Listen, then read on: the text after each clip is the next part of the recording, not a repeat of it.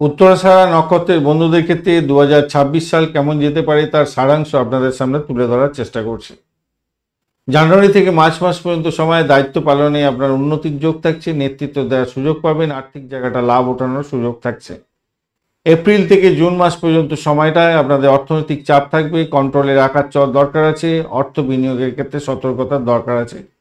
জুলাই থেকে সেপ্টেম্বর মাস কর্মক্ষেত্রে শুভ প্রদর্শন হতে যাচ্ছে, আপনার সাফল্য প্রাপ্তির সুযোগ থাকছে, আর্থিকভাবে জ্ঞান প্রাপ্তির সুযোগ, চাকরি প্রাপ্তির সুযোগ থাকছে। অক্টোবর থেকে ডিসেম্বর মাস আর্থিক দিকটা স্থিতিশীল থাকবে, বড় প্রকল্পে সফলতার প্রাপ্তির সুযোগ থাকছে, ব্যবসা বাণিজ্যের ক্ষেত্রে বুদ্ধিমত্তা প্রয়োগে সাফল্য প্রাপ্তির সুযোগ, প্রভূত উন্নতির সুযোগ থেকে যাচ্ছে। পারিবারিক দিক থেকে দেখতে গেলে জানুয়ারি এবং এপ্রিল মাস, জানুয়ারি থেকে এপ্রিল মাস পর্যন্ত সময় পারিবারিক বন্ধন দৃঢ় হবে, সামাজিক ক্ষেত্রে সুগঠন জায়গাটা তৈরি হতে যাচ্ছে, সকলের সঙ্গে মিলমিশ বজায় থাকবে এবং সম্পর্কের ক্ষেত্রে ভালো ফল পেতে যাচ্ছেন, প্রেম দাম্পত্য ভালো চলবে। মে থেকে জুলাই পর্যন্ত সময়ে মানসিক চাপ কিছুটা থাকবে, অস্থিরতা হতে পারে, ধৈর্য সহকারে সব বোঝাপড়া করতে হবে। আগস্ট থেকে ডিসেম্বর মাস পর্যন্ত সময় সম্পর্কের ক্ষেত্রে মজবুতি হবে, পারিবারিক জীবন ভালো হবে, সামাজিক ক্ষেত্রে আপনি বিভিন্ন দিক থেকে সুযোগ সুবিধাগুলো বৃদ্ধি দেখতে পাবেন।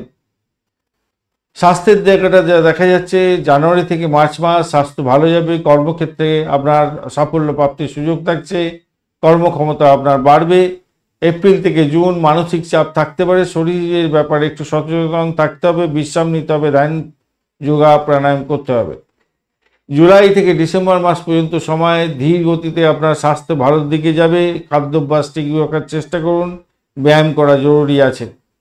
জানুয়ারি, মার্চ, মে, সেপ্টেম্বর এবং নভেম্বর মাস আপনাদের ক্ষেত্রে গোল্ডেন মান্থ হতে যাচ্ছে। এপ্রিল, জুন এবং অক্টোবর মাস আপনাদের ক্ষেত্রে অশুভ মাস, অত্যন্ত সতর্কতার দরকার। ফেব্রুয়ারি, জুলাই, আগস্ট এবং ডিসেম্বর মাস আপনাদের ক্ষেত্রে অ্যাভারেজ ফল পাওয়ার সময় হতে যাচ্ছে, মান্থ হতে যাচ্ছে। উত্তরাষাঢ়া নক্ষত্রের বন্ধুদের ক্ষেত্রে এই বছরটায় ধৈর্য ধরতে হবে, পরিকল্পনা মাফিক চলতে হবে, ব্যক্তিগত প্রচেষ্টার ক্ষেত্রে উন্নতির জন্য চেষ্টা করতে হবে এবং পজিটিভ থিঙ্কিং করে চলতে হবে।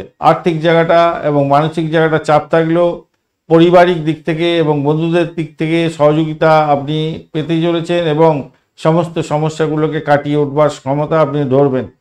স্বাস্থ্য সম্পর্কে অতিরিক্ত সচেতনতা আপনার দরকার আছে। ধন্যবাদ বন্ধু, ভিডিওটি দেখার জন্য লাইক, শেয়ার, কমেন্ট করতে ভুলবেন না। এই ধরনের ভিডিও পেতে অবশ্যই চ্যানেলটি সাবস্ক্রাইব করে রাখুন। বন্ধু সঙ্গে থাকুন, ভালো থাকুন।